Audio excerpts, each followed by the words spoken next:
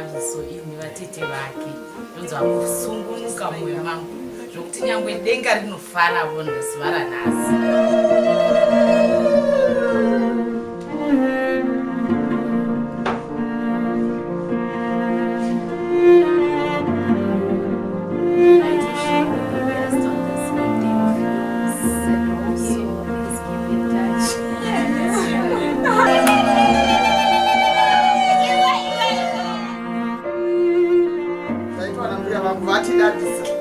Munoziva kana muchikepo nemwana ari mumhuri vakaenda kuchikoro ndichiremba dokta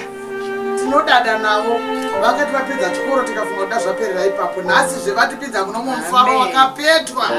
tinotenda naizvozvo mwana wasekuru vangu ndakatamba muchato wamai vake nababa vake nhasi ndapinda mumuchato welast born yavo which is beautiful nyange dai tozofa zvedu tafa tambofara tinotenda naizvozvo mwari